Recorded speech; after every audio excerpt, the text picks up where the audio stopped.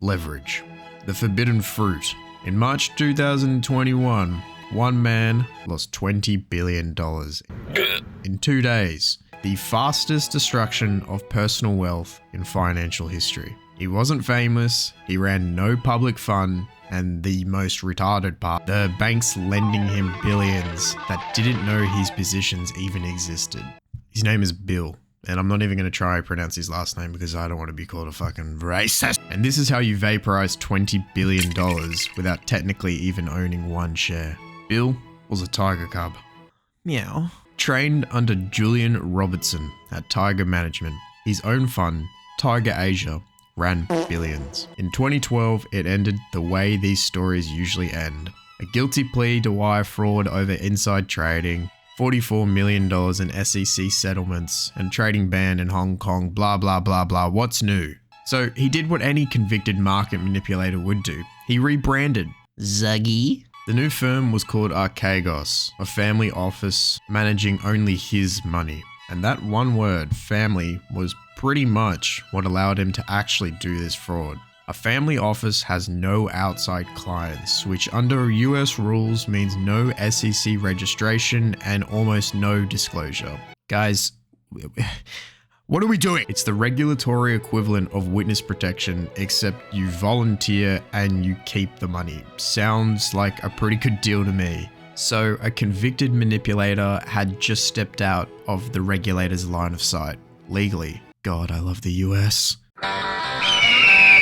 He also said on the record that he was investing according to the word of God. Archegos barely bought stocks. It bought exposure to the stocks through total return swaps. The bank buys the shares and holds them. Archegos posts margin and collects the gains or losses. Economically, Bill owned the position. Legally, the bank owned it. Philosophically, nobody owned the risk. Because the bank held the shares, none of it showed up in ownership filings that would have normally exposed a whale. He ran the identical trade through 6 banks at once.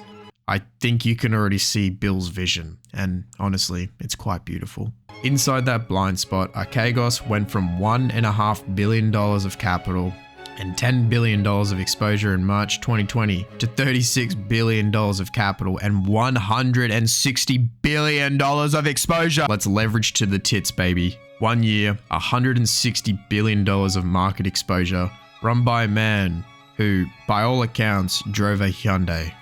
By the way, I don't hate Hyundais, it's just to prove a point. Frugality is a virtue. Disclosure apparently was optional in this case. According to federal prosecutors, the leverage Bill acquired was obtained by lying. Archegos told its banks the portfolio was spread across liquid megacaps, including Apple, Microsoft, that sort of blue chip stock tier, when it was actually piled into a handful of liquid names. Above all, ViacomCBS. The banks believed they were financing something like an index fund, but they were actually financing Bill's feelings about ViacomCBS. And by God, Bill's feelings were very incorrect. Concentration plus leverage created this feedback loop. Now we have the prisoner's dilemma. 6 banks hold the same collateral, and whoever sells first loses the least. Goldman and Morgan Stanley dumped tens of billions in block trades before lunch. Credit Suisse and Nomura hesitate. Credit Suisse had 165 years of history, and as it turned out, about 2 years left. ViacomCBS falls 27% in a day. The banks lost over tens of billions of dollars. Credit Suisse alone, $5.5 billion. The largest loss in its entirety of its history. A history that ended shortly afterward because Archegos is cited as a direct contributor to its 2023 collapse into UBS. That's just such a god fuck. Nomura, $2.9 billion. Morgan Stanley, $911 million, UBS, $861 million. And Bill, from a peak of roughly $30 billion to, by his own statement at the sentencing, a net worth of $55 million. That is a 99.8% drawdown.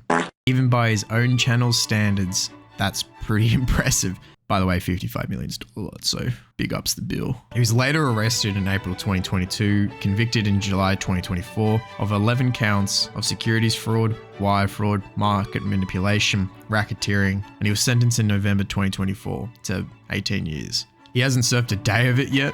And there's probably a good reason for it, because he's still worth $55 fucking million. As of early 2026, he's free on bail while he appeals. And in January, it emerged he'd applied for a presidential pardon. His new appellate lawyers is Alexandra Shapiro, the same specialist who ran for Sam Bankman-Fried's appeal. That appeal was denied. So Archegos wasn't really a hedge fund blow up, because it wasn't ever a fucking hedge fund. It was one family's money levered into $160 billion of exposure that no regulator and no single lender could see the whole. I mean, whose fault is this really? Is that his fault or the fucker? Yeah. The swaps hid the ownership. The family office structure hid the firm. The lies hid the concentration. 6 sophisticated banks ran 6 risk models, and all 6 were in the wrong for the same reason. And the leverage that built $30 billion in a year took it back in 2 days. I mean, that's just poetic. Thank you for watching, guys. If you like this kind of content, I made another video on the FTX guy, Sam Bankman-Fried. Go give that a watch. Sub, leave a comment down below. Love you all. Bye-bye.